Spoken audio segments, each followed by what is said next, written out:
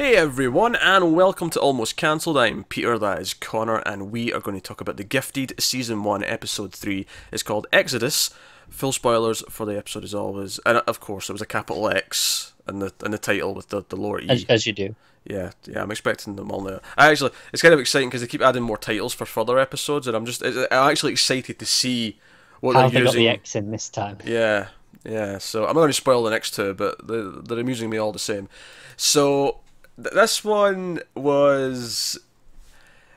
It's funny because I felt like this one, in a weird way, Reed's story in this was basically going through the story that Kate went through last episode to a kind of extent, where he's willing to make a deal. He wants to get his family back, so he's going to make a deal with Turner and help him capture the resistance and sort of lead them to their base. But by the end of the episode, of course, he basically, he meets this woman and her son who are mutants, and she even not heals him. She specified this. She takes away the pain. She doesn't actually heal the damage per se, which I think is a smart thing because it's useful, but it's not like... It's not game changing. Oh, I was going to say script right breaking, because that's the sort of skill where it kind of breaks the threat at any given point, because someone can just heal them. Yeah. It becomes too Whereas easy. this is more like, it's like giving them adrenaline, so they can just ignore the pain, but they're still injured. Exactly. So it can still be life threatening, but you can give them 10 minutes of good fighting time more, maybe in the middle of a battle. Yeah. Just for example, but she heals easily, because he's still hurt from get attacked by the Sentinel robot thingamajig, the big spider. Yeah. And he and he sort of sees the humanity in her face, and he's upset because the guy from the bar's taking them to a place where they'll be picked up and taken to the hideout.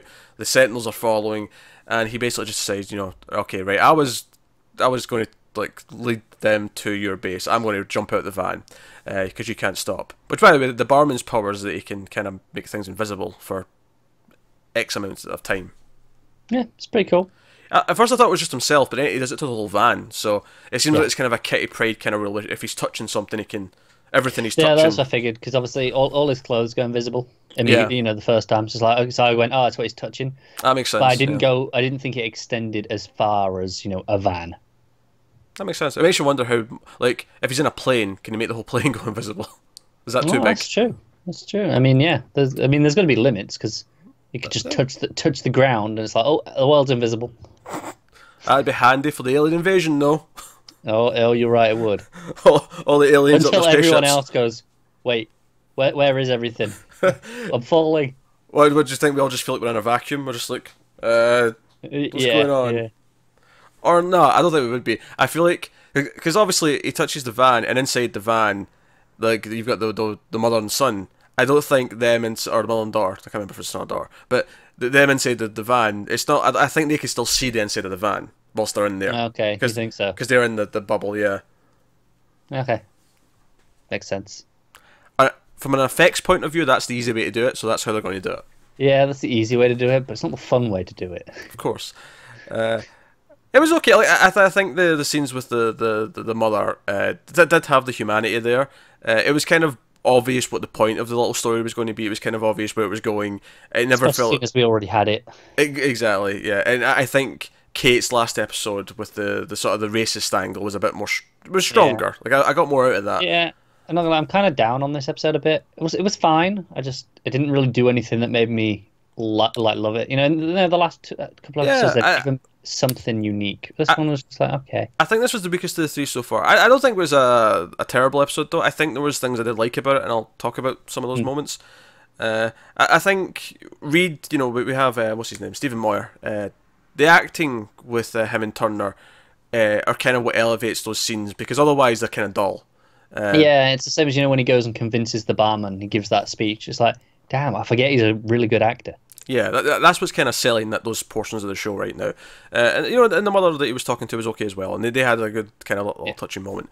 But that was basically it. There was nothing surprising, and after he flies out the van, and Turner comes up and is like, "Hey, you've just made the worst mistake of your life," and he's like, "No, I almost did." Or I came pretty damn close, or whatever the line was, and I'm like, okay, that was a good line. It was on the nose, you made your point as bluntly as you possibly could, but for what it's doing for his character, it's fine. It just wasn't particularly surprising or exciting or or interesting. It was necessary, but I don't feel like that we needed this much time devoted to it. Yeah. But at the That's same it. time, it's like if they rushed it, do you feel like, well, I don't buy this now? Yeah. Yeah. And even then, like, I'm not even sure if I think it didn't take enough time or if it took too much time. I'm actually not sure how I feel in terms of Yeah. the time.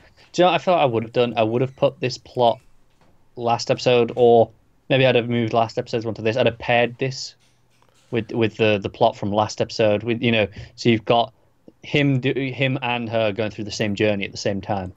Maybe. That might have worked. It may have been a overload though, if they were both going to get the Yeah. exact same point. You might have felt too. I think honestly, if I was to like look at this and say what would I have done to make this feel different, and I would have probably made it much longer, but not in one episode. I would have made it like there's been a few episodes of him like helping him with details and like setting up the sting, and like have it build up for a few episodes before he gets to that point where he's with them undercover and makes the choice. I think what would have been interesting is if there'd actually been some consequence.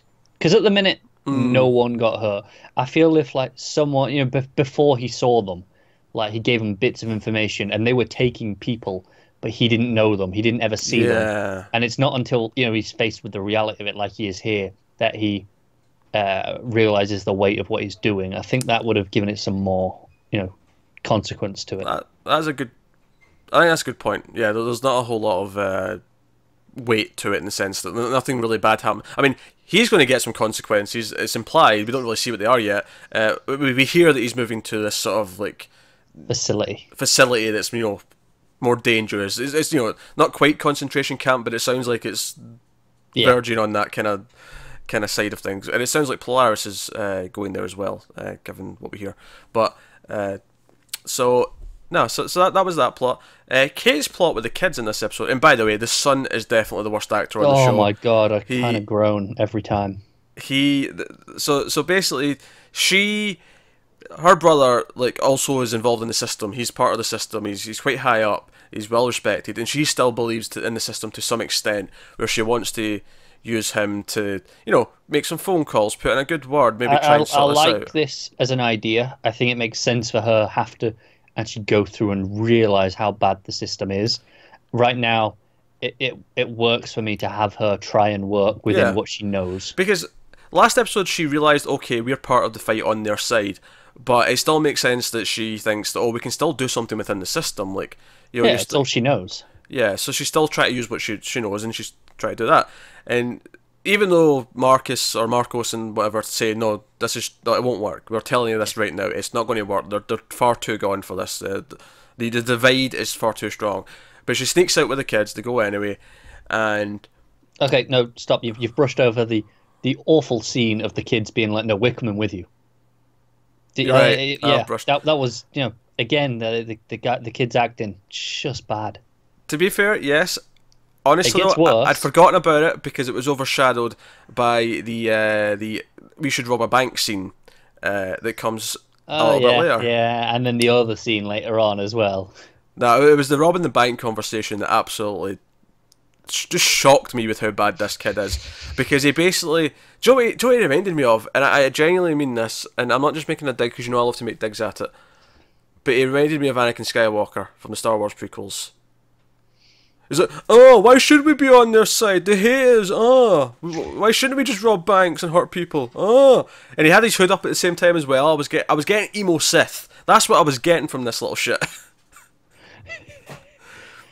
I can't argue. He was awful. It was when he yelled out, "Oh, why should we?" that I just went, "Oh my, no." So this is the part like I think he's bad acting anyway, but that was awful dialogue as well. And, sure, give awful dialogue to a really good actor, and they can kind of pull it off. Because the funny thing is, I can actually see this scene having a kind of dark comic vibe to it, where the end he kind of, instead of going into the bank or ripping apart the ATM, he just sort of like knocks over all the parking meters. He's like, okay, there you go, that's cab fare, because they don't have any money to get to where they're going. Yeah. That's what they're arguing about, and I can almost see that being a really good sort of punchline at the end of the scene. It was like, okay, I didn't rob a bank, that's cab fare.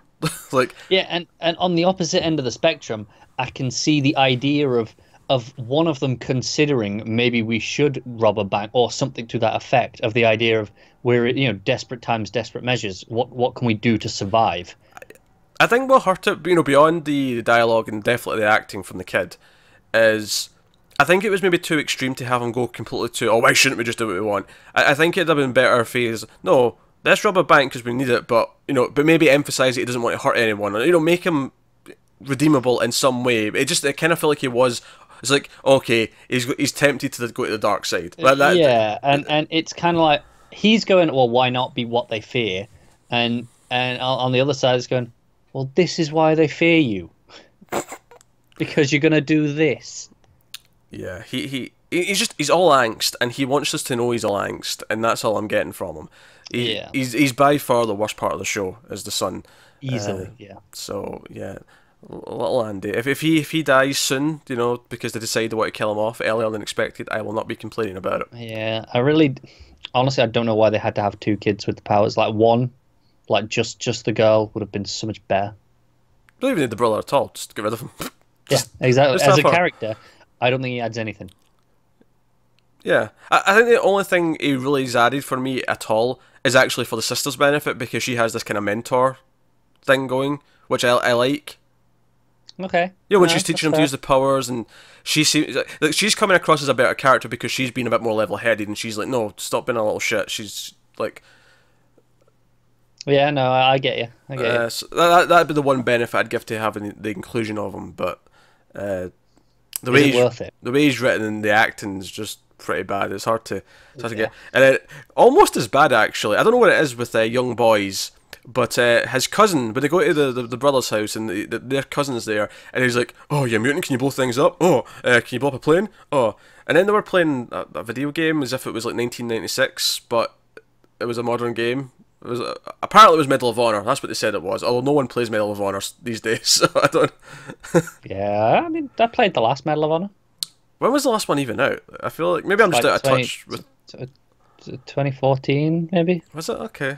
Maybe a little bit before that. I'm not too sure. Honestly, do you know what it feels like? It feels like, okay, we want them to play a multiplayer game together, but they couldn't get the rights to show footage from any of the ones that people actually play these days. I think it has to have been earlier than that. I must be wrong, because the last time, I mean, unless there's one I've missed, but the last Medal of Honor I played, which at the time was like, that was like the big, the new one that they were pushing, is like, it's the last one I remember.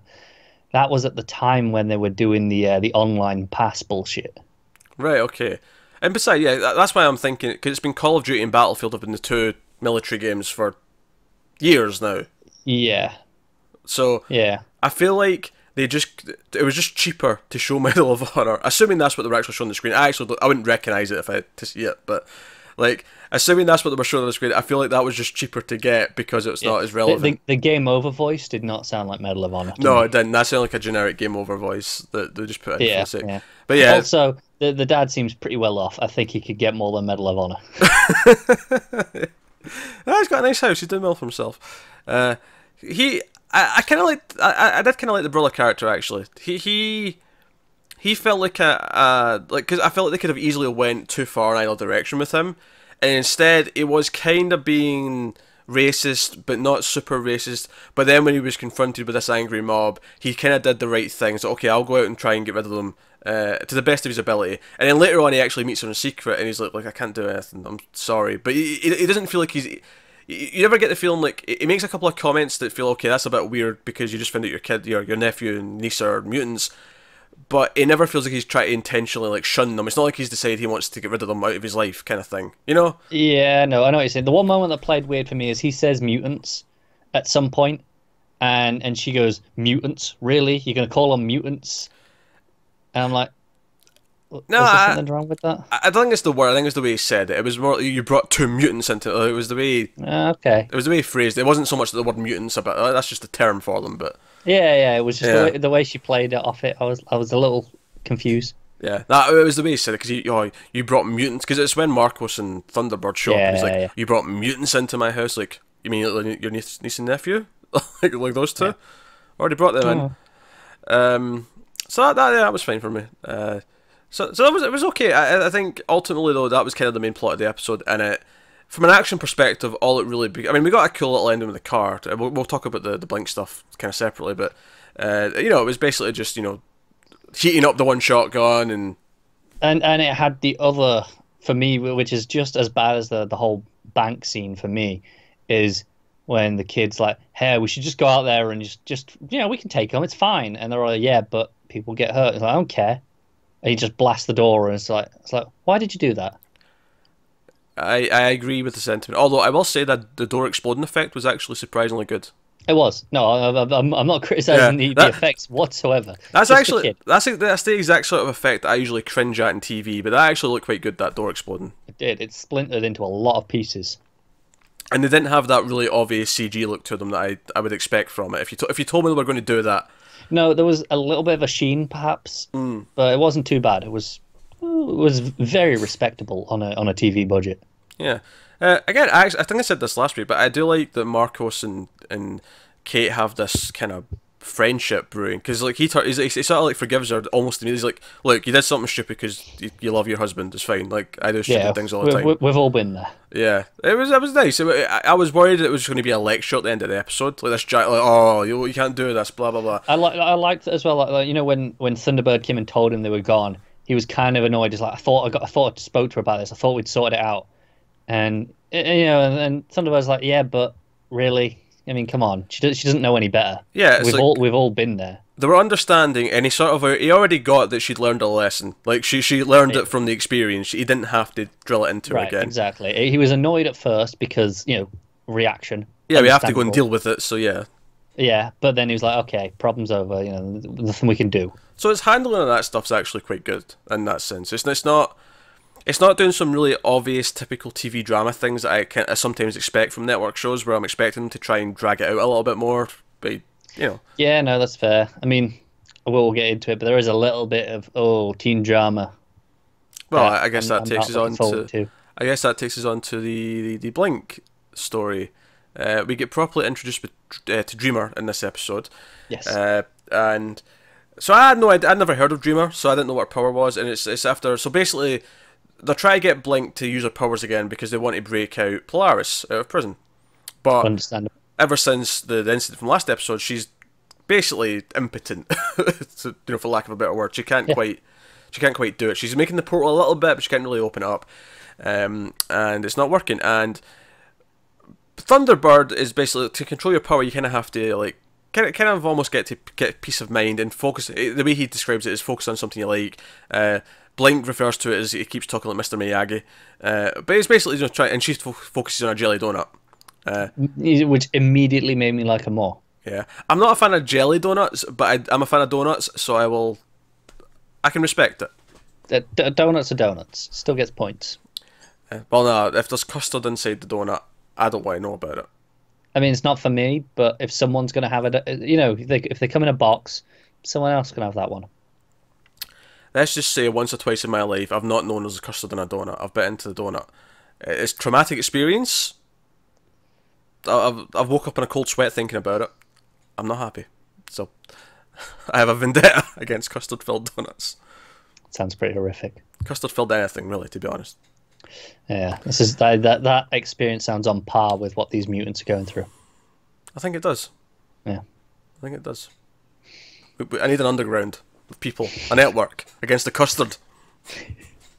Anyway, so that was kind of funny because she's like, oh, I don't really have an ex-boyfriend or girlfriend, because that was one of the things. Just Dreamers try to like probe and ask about her past, and she doesn't really give up. If she has anyone like that, she doesn't really have any fond memories. She just grew up the way she did, kind of unloved, and she doesn't really have like a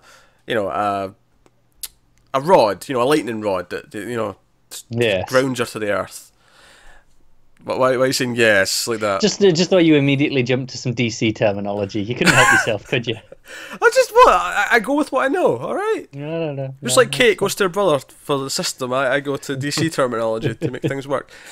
And so we find out Dreamer, like she implies early on, and we get a proper. Obviously, we know it's like Chekhov's gun. Once it's brought up that she can do this, we know it's going to happen later. Even though Thunderbird says no, Dreamer basically can implant memories into someone's head.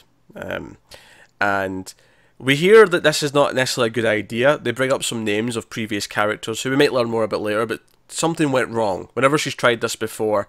And I can kind of see how it could go wrong, because what she does at the end of the episode, so basically they're on the run from this angry mob, Marcos and Thunderbird with the, Kate and the kids, and they're, in a speedy chase. and so okay, we need to get a portal so we can like get the car away from the others and save the day. Yeah. So in a last ditch effort, Dreamer decides to put into Blink's head that she's in love with Thunderbird. She gives him a memory of her that she had with Thunderbird, but it's her in her head of this kiss, and it gives her the motivation. And I like this from a sort of a drama point of view, like giving the fake I really motivation. like it in the moment. Yeah. I kind of hate what it's going to do going forward. Yeah, I'm a little bit worried about the stupid love triangle we're going to get, but they've handled some things better than we thought they might. So maybe that's true. Maybe they'll do something better with it. But she opens a portal, we get a cool car going through the scene, blah blah blah. Do you know what I love about it though? I do love that immediately like afterwards she runs up and hugs Thunderbird, and he immediately just sort of like, right, go inside, I'll be in after. Because you can see the way she's looking at it, and he just turns to Dreamer. What did you do? He knows. Yeah. He knows she got up to something, and it's I like that. I like the character's not an idiot. Like I criticised him in the first episode for feeling like he belongs at a Shadowhunters, and he still does to an extent, but he's grown on me a little bit because he's. Well, I mean, it's because he actually had something to do this episode. That is true. Yes, he's not an idiot. So yeah, give him more stuff to do, and I will probably like him more. So yeah, cool. But I'm really worried because it's really clear what they're gonna do. It's like, oh well, she's in love with him now, and he obviously doesn't feel that way because why would he? And then so do they just play up that angle? Does the memory expire? Does she realize what's happened? Do they have to tell her? And does she go mad from that side of things? That might be fun. That side, like if she, I think if they decide quite quickly that they have to tell her, and she has a hard time accepting that could be the interesting. Because I think what we're worried about is the love triangle side of things. Yeah, but even in that side of things, I'm worried that she'll be like, I don't care if this was implanted, I feel it. It depends. See if they don't drag it out too long, and then they say, okay, you have to go back in and try and replace it with another memory to reset her, essentially. Like, because given that it's went wrong before, it doesn't sound like she can just reverse it. It sounds like maybe she'd have to put in something else that neuters it in a weird way. Maybe I'm wrong in that thinking, but like that could, because they could do that next episode. That's for true. all I know. But what is the went wrong? Was it something like, just as simple as that they got caught up in this relationship, whatever, and they couldn't handle the reality disconnect with the other characters versus what they thought, or was it it actually impacts them and deteriorates, and they have some trouble dealing with the reality then?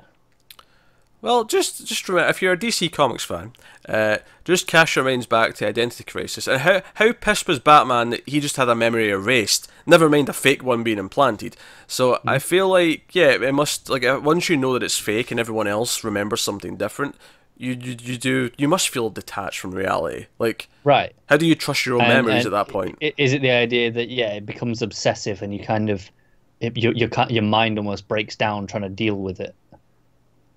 Dreamer's quite dangerous, actually. I feel like anyone who gets this done to them and then realizes it's been done. And here's the other question: are these memories permanent? Do they kind of fade away, and then she realizes of her own accord that, hang on, that what happened? I don't know. Certainly, I think if nothing else, her trust of Dreamer will be iffy at best. Yeah, that'll be gone. I can definitely see that. Here's some credit to the show, though. So last week we were talking about Polaris like flipping the table. Yeah. And we were theorising how that was possible. And one of the things we said, probably one of the things that I think I was most latched onto, was the idea that she can force her way through the collar, and the table was possible because it was like light and it was like a simple thing to do. And we were theorising like, how could she do bigger things if she focuses more? And sure enough, this episode she does exactly that. She gets up, she tries real hard, it takes a lot of effort, a lot of energy, but she opens the door. Unfortunately, she collapses almost immediately after, and the guard's just like, well, this is just pathetic. But and this is why she's getting moved to another facility.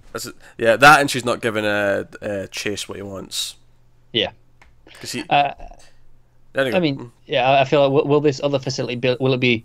Because obviously we know this is actually for mutants, which is why it was like, well, why is Reed going there? Because it's for mutants.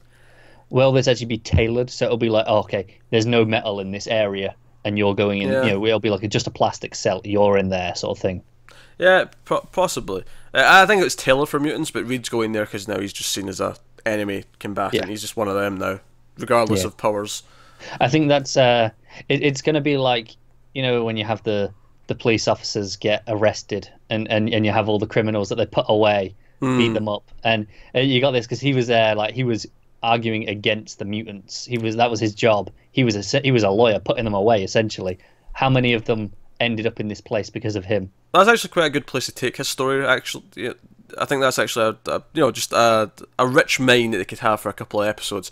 Yeah. Also interesting, if it is more like a general prison though, and they're just all there and under stricter control with collars and stuff, like does he kind of align with Polaris because they kind of realise they're both?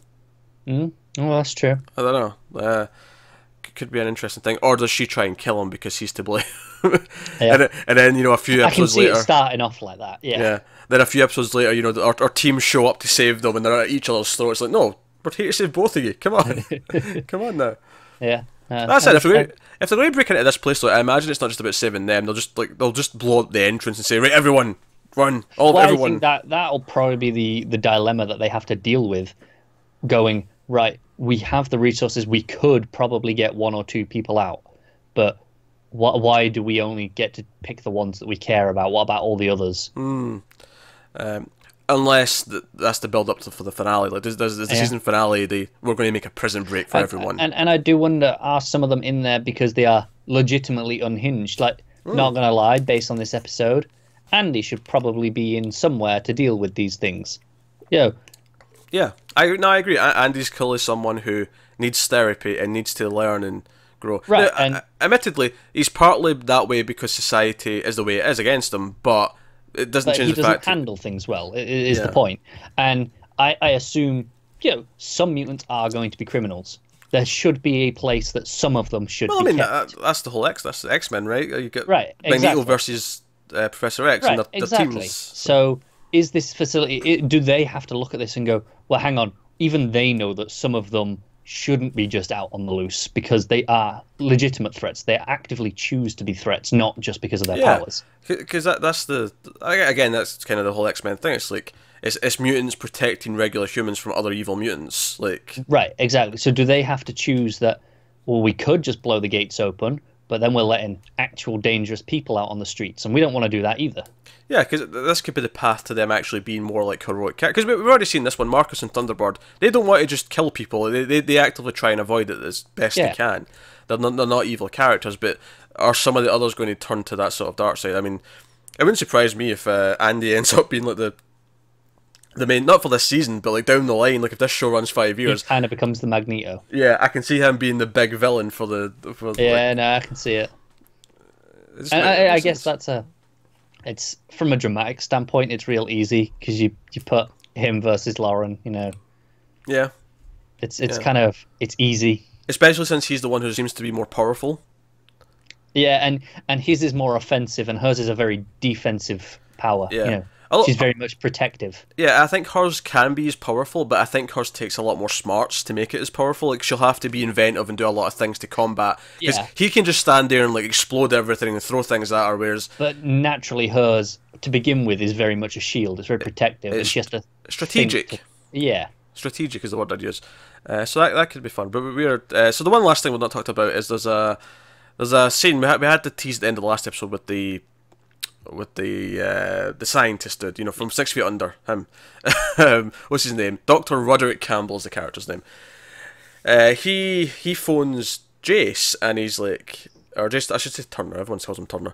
He phones Turner and he's like, hey, right, so those mutant kids you're looking after, are running about, chasing after, we want them because they're important to what we're doing. We could, set up some sort of mutually beneficial thing. And he's like, no, this is unorthodox, go away, it's not happening, out of the question. Which I think is interesting. I think it's interesting that was like, because I think I almost expected Turner to want to work with them, and instead it's like, no, he's not interested. You're a subcontractor, I want to do my job and put them where they should be. Yeah. Is it as simple as that, or is there more to it? I don't know, it makes Turner seem like he's not evil. He believes that, he's doing his job for a good reason. Yeah. Or maybe he doesn't want to just turn them over to be experiments. Yeah, possibly. Or maybe it's the opposite. Maybe he thinks that, like, doing things his way is more of a proper punishment or containment, and he thinks that these scientists will be too, like, this is like an easy way out for them, and they won't actually be contained, and they may actually make things worse for. Yeah, you could take it either way, couldn't you? Yeah, at this point I don't actually know, but I think it's interesting. It adds an extra bit of character, just sort of relations there that I wasn't necessarily expecting. So yeah, it's worth mentioning. Last week I said they were based on the Strucker twins. It's worth mentioning that I don't believe these characters in this are twins, because someone else said that in the comments. These characters twins. She's definitely older. Yeah, she's definitely older. I think it's just a loose base. I kind of stick by one thing I kind of said last week. I kind of see like that. Everyone's saying they're the basis because of the names and stuff, but I actually think that we're going to find out that this incident in like Rio that we heard about last week is going to be the real Strucker twins that are like their grandparents or something like that, or something. Yeah. I mentioned grandparents. Yeah, I think, which is weird. The parents don't have any powers, but like, I know that sort of like sometimes these things skip a generation. It'll be one of these things where I think they're going to say, okay, these are kind of based on that, but in the show we're going to make it that there's a real version of them that's actually the threat, or there's the history of what's going on, or whatever. Yeah, that makes sense to me. So yeah, see that. As well, actually, the actress who plays Polaris, what's her name so I get it right? Emma Dumont. She on Twitter, so someone tweeted out like, what character would you like to see show up in The Gifted? And it was just for everyone. It wasn't like directed at her. And she just responded to it saying Magneto. And I thought, oh, that's quite funny. It's an easy answer for her to say. Yeah, I like the idea. She's like, yeah, get McKellen on the line. I want McKellen to guest star. Oh, they're going for the big guns. Oh dear, I would be opposed to it. Apparently, we dropped the Orville. Apparently, this is the question though: do they go for McKellen or Fassbender? Fassbender would maybe make more sense, just because I feel like McKellen is so much older than her that it would feel. Yeah. Although that said, though, if it is set in this pre-Old Man Logan kind of time frame, it should be McKellen. Yeah, it should. But then again, maybe Fassbender's more up for it. I don't know. But, I highly doubt they'll get either of them. Probably no. They'll get someone else, some lookalike or something, if they ever do it. Maybe. I kind of like the idea of this treating Magneto kind of like how Legion treats Professor X. Heard and not seen. Kind of idea. I agree. I don't think we need him. Yeah, we don't. I don't think we do either. But I think the idea that her father was this mutant terrorist might be an interesting thing to explore at some point. No, I think it would. And my question is, are they allowed to just... Because they haven't... obviously, we all know, she's Magneto's daughter, but they haven't said that in the show. And I'm wondering, one, does she know? That's it. They're not shying away from saying X-Men or Brotherhood of Evil Mutants. Or... No, that's true. That's true. Or the Mutant Liberation Front, which they brought up last week, which apparently is going to be in the show at some point. All right. I wonder if she knows then. I mean, she might suspect because, powers, but maybe she doesn't actually... And she's never been told, she never met him. Maybe. Yeah, maybe. Maybe Magneto's just a horn dog. He was impregnating people all over the place. I'd buy it if it's McKellen. Yeah. Well, that's actually one thing I forgot to talk about, the flashback scene at the start. Yeah. I like that scene actually. It was not with the first met, but after she's just brought Marcos back to the base for the first time. Yeah. And he's like, being a mutant sucks. And she's like, no, there's like actual the powers are actually kind of beautiful. They can be good things. And she's like, I wear steel toe cap boots or steel boots so that I can fly, basically. And I thought that was kind of. That was a cool effect actually, because it did kind of feel like when she put the legs up behind her, it did kind of feel like she was hanging from the shoes. Almost. It did. And it's easy because it's like, as far as the wire work goes, they don't have to do anything. They just go, just tilt with your body. Yeah, because it's actually kind of emulating what it would be if that's what's holding her up. It's easy from that perspective. Yeah, and then his was kind of cool. He used a bit of broken bottle to, make a little light show. Ball. Yeah, and then they had the whole Northern Lights thing happen when they touched. That was pretty cool, actually. I like the idea that their powers actually emulate those things. Yeah, that was a nice little touch. Maybe a bit cheesy, but it was fun. Like I'll take it. Oh, I'll give it that. So, I like that. So there was things to like in this episode. I do think it's the weakest overall, though, because the kid's awful. A lot of it focused on some plots that just kind of feel like, okay, I know where this is going. I respect that it's doing it because it makes sense to do it, but it wasn't necessarily that fascinating on its own as we did it. That's it. I do feel that's why I said I was down on this episode, because while I like overall, I think I talk about all these moments that are really quite good, and potential for the future of where it's going is still really good. but you know, the Reed stuff, we just had that last week. It felt a bit redundant. And then the main plot was just dragged down by the kid so much that kind of it really mutes how much I liked the plot because of it. Yeah, because some kid that he knew from second grade wrote muties on his old house. Yeah, cool. Anyway, that's us, guys. That has been The Gifted episode 3. So let us know what you thought of this one in the comments below. Like, subscribe, all that stuff. Get us on Twitter at mild_fuzz for channel updates. If you want to support the channel, head over to patreon.com/milefuzztv. You can do that over there. Some bonuses and things, and helps us out. But otherwise, that is us. So thank you once again for watching. Keep watching TV. We'll see you next time. Have you got any vanilla?